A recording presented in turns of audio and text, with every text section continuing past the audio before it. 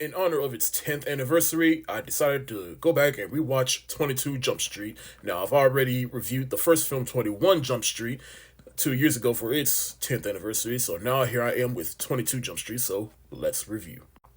Now, I did remember enjoying this back when I watched it in the theater back in 2014 because I didn't get a chance to see the first film in the theater because I thought that it was just one of those movies that was, as Nick Offerman said in the movie, destined to fail. But they got lucky. And so, of course, I went to watch this film, and it was one of my favorite theater experiences. But I do see 10 years later that it's almost about the same as the first film.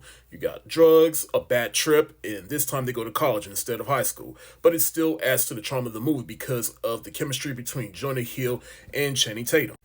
And speaking of Channing Tatum, we all know that this movie spawned the most famous meme where he says, "My name's Jeff."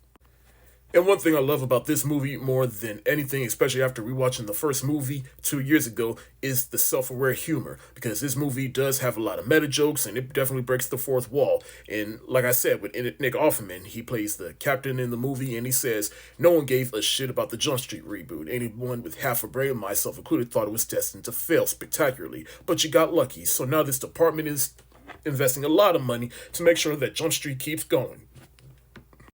They even comment on how this movie got more money than the first movie. They even break the fourth wall by mentioning White House Down, which is a movie that Channing Tatum did.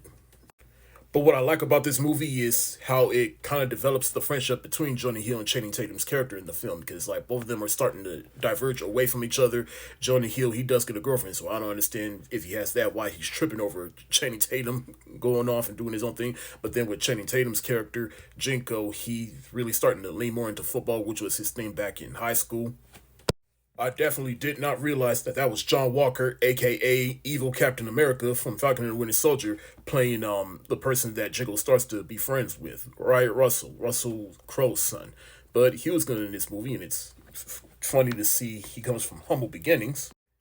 And like I said, Jonah Hill, he gets a girlfriend in this movie, played by Amber Stevens, beautiful girl, and I'm kind of mad that they kind of did her character dirty at the very end of the movie because there is some deleted scenes where she is the daughter of Ice Cube's character in the movie, and they kind of do something there. But I understand why they cut out the film because it would have just kind of brought the pacing of the movie down. But at the same time, they didn't really have any type of conclusion to these two being together. The twins were one of the best parts about this movie, just watching them go off of each other and finishing each other's sentences or saying the same thing. It was just downright hilarious.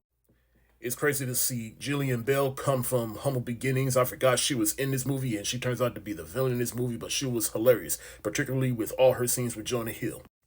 And like I said, Ice Cube returns in the movie, and he had one of the funniest parts in this movie when he finds out that Jonah Hill is dating his daughter, and he just goes the fuck off.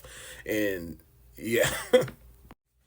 But of course, they continue with more meta jokes in this movie with the end credits because they tease even more movies like them going to med school, going to Christian school, magic school, dance school, a video game even, some toys. In the end, is this as good as the first movie or as invented as the first movie? Probably not, but it's still a worthy sequel, and I do remember even 10 years later, this movie still giving me some good laughs. This was a fun rewatch for me, and that's why I give 22 Jump Street the hard eyes emoji.